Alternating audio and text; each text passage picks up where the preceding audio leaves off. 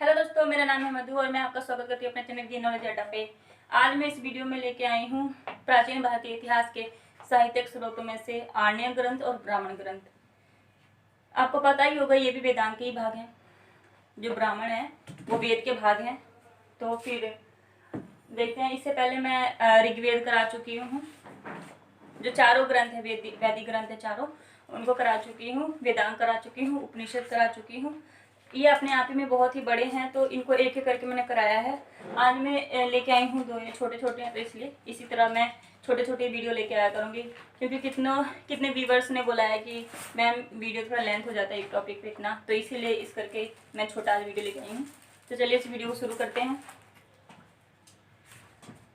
जो प्राचीन भारतीय इतिहास के साहित्यिक स्रोतों में से जो आज का टॉपिक है ब्राह्मण ग्रंथ। आपको पता होगा ब्राह्मण ग्रंथ क्या है। प्रत्येक वेद के एक एक ब्राह्मण ग्रंथ हैं, ये आप जानते ही हैं। ये मैं बहुत अच्छी तरह से करा चुकी हूँ। अगर आपको नहीं पता तो आप मेरी वीडियो देख सकते हैं। तो इसमें है जो ये ब्राह्मण ग्रंथ हैं, जो वेद में जो वेद हैं उनमें जो भी मंत्र तंत्र हैं, जो विधियाँ हैं, चाहे वो कर्मकांड हो चाहे यज्ञ से मंत्र तंत्र हो, उनकी जो विस्तृत व्याख्या है वो ब्राह्मण ग्रंथों में मिलती है। ठीक है, तो ये किससे संबंधित है? यज्ञों एवं कर्मकांड के विधि विधानों और इन से जुड़े क्रियाओं की इनमें वर्णन किया गया है। मतलब यज्ञ, कर्मकांड और इनसे जुड़ी जो कर्मकांड और यज्ञ है उनसे जुड़ी विधि विधान है, उनका ही वर्णन इसमें किया गया है। या यूं कहें कि ब्राह्मण ग्रंथ यज्ञ और जो वैदिक ग्रंथों में कर्मकांड है और उनसे जुड़ी क्रियाएं हैं, उनसे संबंध रखता है ब्राह्मण ग्रंथ। ठीक है, तो आप सिंपल ये देखिए, ब्राह्मण का अर्थ ही होता है यज्ञ। ठीक है, संस्कृत में ब्राह्मण का अर्थ यज्ञ है। तो जो वैदिक जो ये ब्राह्मण ग्रंथ है, जो इनकी भाषा है वो वैदिक संस्कृत है, ये आप जानते हैं। अगर कभी कभार पूछ ले एग्जाम में तो आपको इतना पता होना चाहिए। वैसे मोस्टली इनसे उतना नहीं आता, बस इतना पूछते हैं कि कौन से ग्रंथ का कौन सा आर्य किया, मतलब कौन से ग्रंथ का कौन सा ब्राह्मण है, इतना ही प्रश्न पूछा जाता है एग्जाम में।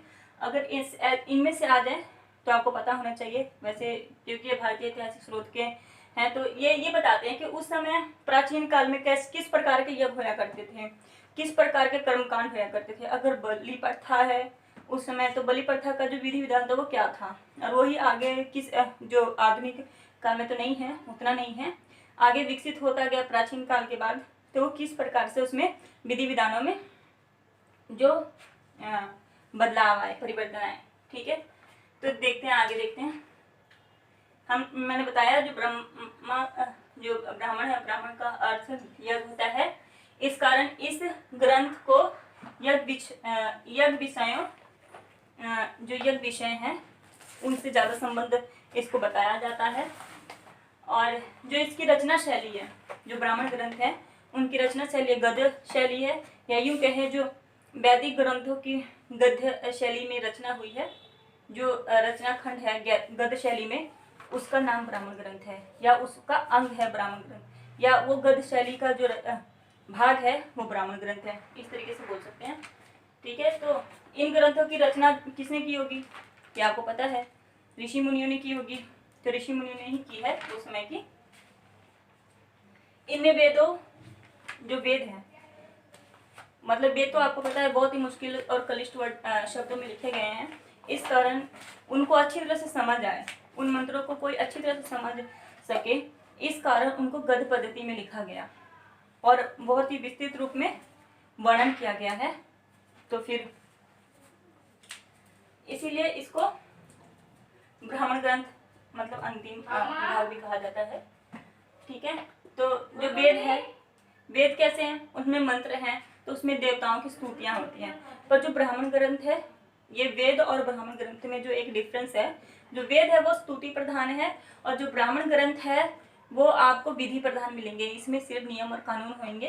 ठीक है, और नियम और विधियां होंगी जो यज्ञ और कर्मकांड से संबंधित होगी, और जो वेद है वो स्तुति प्रधान होंगी।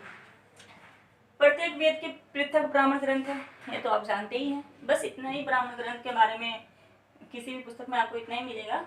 तो अगर परीक्षा में आ जाए, तो आज आपने इस वीडियो को देखी है तो आप जरूर बता देंगे कि ये इनकी भाषा क्या थी, इनकी शैली क्या थी, ये किससे संबंधित थे, है ना। इसमें क्या है, तो वेदों का विस्तृत रूप में व्याख्या किया गया है कर्मकांडों और यज्ञों का। ठीक है, तो चलिए दूसरा देखते हैं, आर्ण्य ग्रंथ। आर्ण्य ग्रंथ वे ग्रंथ है जिनकी रचना जंगलों में हुई है। जो आर्ण्य शब्द है उसका अर्थ ही वनों से लिया जाता है।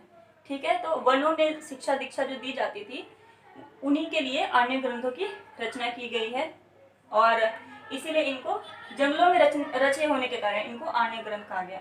अगर पूछ ले आर्ण्य ग्रंथ का है तो सिंपल सी एक लाइन में बता दीजिएगा कि जंगलों में रचे होने, वनों में रचे होने के कारण इनको आर्ण्य ग्रंथ कहा गया है। और यह जो वेद ग्रंथ है उनके वेद ग्रंथ है उन्हीं से संबंधित, वैदिक ग्रंथ है उन्हीं से संबंधित है। ठीक है, तो जो आर्ण्य ग्रंथ हैं उसमें ज्ञान और चिंतन का प्रधानता दिखाया गया है। उस समय जो दार्शनिक ज्ञान थे, आध्यात्मिक ज्ञान थे, या किसी विषय पर ज्यादा चिंतन था, जो गुण रहस्य थे दर्शन के, उनका जो विस्तृत रूप में वर्णन किया गया है वह आर्ण्य ग्रंथों में हमें मिलता है। तो यह अपने आप में ही बहुत ही मतलब विस्तृत है, बहुत ही महत्वपूर्ण है, क्योंकि इसमें दर्शन, जो आज हम दर्शन देखते हैं उसका जन्म उसी समय से हुआ है। ठीक है, तो जो पहली बार दर्शन का जो मिलता है वो हमें आर्ण्य ग्रंथों से साक्ष्य मिलता है, और ये हमें ये बताता है कि उस समय अध्यात्म और दर्शन कितना महत्वपूर्ण था, जिसके कारण इन ग्रंथों की रचना हुई है। जो उपनिषद ग्रंथ है, उपनिषद मैंने पहले पढ़ा दिया है, तो जो उपनिषद ग्रंथ हैं वो आर्ण्य ग्रंथों के आधार पर ही विकसित हुए हैं। जो आर्ण्य ग्रंथ हैं इनके विकसित होने के बाद उपनिषद ग्रंथ विकसित हुए हैं। तो ये बात ध्यान रखिएगा, अगर कालपुर पूछ ले तो आर्ण्य ग्रंथों के बाद ही है। आपको ये बता दिया कि आध्यात्मिक और दार्शनिक चिंतन के विषय में इनकी जो इसकी रचना है मैंने बता दिया। जो ब्राह्मण ग्रंथ है, देखिए दो चीजें, आर्ण्य ग्रंथ की रचना कब हुई है, आर्ण्य ग्रंथ ब्राह्मण ग्रंथों के बाद इनकी रचना हुई है, और जो आर्ण्य ग्रंथ है इसके बाद जिस चीज का मतलब विकास हुआ है वो है उपनिषद। ठीक है, तो उपनिषद ग्रंथों का जो विकास हुआ है वो किसके बाद हुआ है, तो ब्राह्मण ग्रंथों के बाद हुआ है। ठीक है, सॉरी आर्ण्य ग्रंथों के बाद हुआ है, और जो आर्ण्य ग्रंथों का विकास हुआ है तो ये जिन रचना हुई है वो ब्राह्मण ग्रंथों के बाद हुआ है। तो जो अर्थवेद है जो चौथा और अंतिम वेद है, ठीक है, उसका कोई भी आर्ण्य ग्रंथ नहीं है, बाकी तीन वेदों के आर्ण्य ग्रंथ हैं। इसको ये भी बोला जाता है कि ये वेदों का गर्भ वाला खंड है, ये मैंने पहले भी बता दिया। और इसमें संहिताओं में जो वैदिक संहिताएं हैं, वैदिक जो आर्ण्य ग्रंथ है, वैदिक संहिताओं का भाष्य का दूसरा स्तर माना जाता है। जो भाष्य है उसका दूसरा स्तर माना जाता है आर्ण्य ग्रंथ को। तो इस वीडियो में आज के लिए ही इतना ही। आशा करती हूँ आपको वीडियो हेल्पफुल लगी होगी। अगर मेरी वीडियो पसंद आए तो लाइक जरूर करें, शेयर जरूर करें और कमेंट जरूर करें।